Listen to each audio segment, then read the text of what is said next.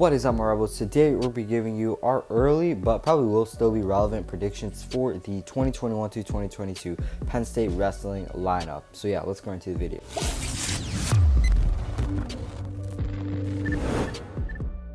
So first off, just want to say Penn State does have a very relatively young lineup, just like last year, but they do have the addition of a few pretty good recruits. They got the number 2 and number 4 recruit in the country, but we'll get to that later on in the video. First off, at 141 and 149, because this is two weight classes where Penn State's going to have a lot of trouble figuring out. 141, they had Nick Lee. He was an NCAA champion last year. Then you also got Bo Bartlett, who had to wrestle 149, even though he originally is a 141 pounder. Was a bit inconsistent, but had a few close matches with guys like Sammy Sasso throughout the season, who finished as an NCAA runner-up, by the way. And then he kind of got snubbed for the NCAAs, in my opinion. Could have been a dark horse. But then you also got the number 2 recruit in the country, Shane Van Ness, who was a national prep champion, who's number 1 champion, and a runner-up in New Jersey, I believe. He wrestled at Blair Academy. Actually lost to Bo Bartlett in the state championship, so he was a runner-up there. Kind of funny how they're both in the Penn State lineup now, but it's going to be interesting to see how this will play out in the lineup. In my opinion, I think Nick Lee will probably go 141 pounds since he did with that weight class last year, but if he does go 149, that will probably be better for the Penn State lineup because they'll have these young guys in their natural weights. But either way, whichever weight class he does choose, he will start in, and the other one will be decided between Van Ness and Bartlett in a wrestle-off to see who takes the starting spot. And then the loser of that will probably be redshirted. In my opinion, I think Bo Bartlett will win, so Van Ness most likely will take a redshirt next season. 157 and 165, Penn State probably have to choose between Facundo and Jolie because Van Ness and Bartlett are a bit too small for this weight class.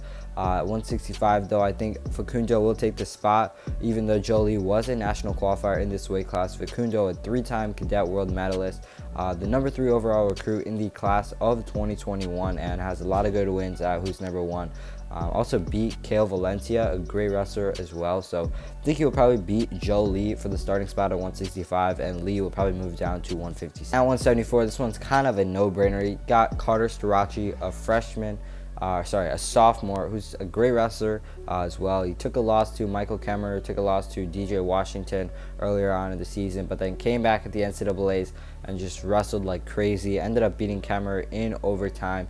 But he did split matches with him that season, so it's not a guaranteed title for him in 2022, but I would expect him to start and probably make the NCAA finals in this upcoming season. At 184, another returning NCAA champion in Aaron Brooks, who probably could have been an NCAA champion his freshman year as well. Had a pretty close matchup to Hidley in the finals.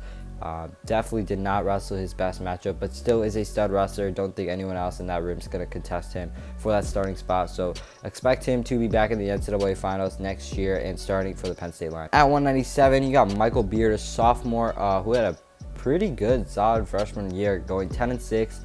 Finished 7th at the NCAAs and finished his season with a pretty good win over Wyoming's Stephen Buchanan in the 7th place matchup. Now, if AJ Ferrari moves up to heavyweight, Miles Amin moves down or doesn't come back, and Cordell Norfleet doesn't come back, Michael Beard could be looking at a pretty high finish as an All-American, probably top 4 in my opinion if those 3 guys either move up or do not come back for next season. And then at heavyweight, expect Greg Kirkford to start here over Seth Nevels. He's a sophomore and barely trained last season, but still put together an All-American performance at the NCAA tournament, which is just crazy since we never even saw him wrestle. Since a lot of us thought Cale Sanderson wouldn't even start him because people said he was injured or just didn't want to wrestle this season, and then he started him against Maryland on a Tuesday night in the last duel of their season, which was crazy. Barely had any time to compete, barely had any time to practice, but still put together an All-American performance. So yeah, that was crazy. And then just a few weeks after, the NCAAs ended up beating Mason Paris at the Olympic trials as well. So yeah, if Gable Steveson leaves the NCAA wrestling for WWE or whatever he wants to do, Kirkford could be looking at a finals appearance, maybe even NCAA championship next season. 125, probably will have Robert Howard here. Penn State really doesn't have a lot of great 125 pounders, especially in recent years. They haven't had an NCAA All-American at 125 for, I think, the longest time in any other weight class that they have. Their last one, I think, was Nico Megaludis. But Howard, he had a decent freshman campaign, 7-6, a bit inconsistent in some matches, but the year experience will definitely help him. But if they don't start Robert Howard, The only way that they would, in my opinion, is if they get a great wrestler in the transfer portal like Gage Curry from American University. But other than that, I expect Howard to return. And then at 133 pounds, the last of the 4 returning NCAA champions for the Nittany Lions, it's Roman Bravo Young, who has the makings to be a star in whatever path he chooses to do after wrestling. Could see him going to the UFC, maybe going to the WWE like Gable Steveson will, or maybe going to the Olympics. But good thing we can see him wrestle in the next 2 years at the NCAA. Was a big underdog in the NCAA championships last season, but ended up taking the win against Dayton Fix after some 2 very weird stall call points. But you probably will have to go up against him again next year, so definitely it won't be an easy title for him, but I think he can probably get it done. So would watch out for him at 133 next season. But yeah, it's gonna wrap up our video for today. If you guys enjoyed, make sure to leave a like, comment down below, and sub for more wrestling content like this. Peace.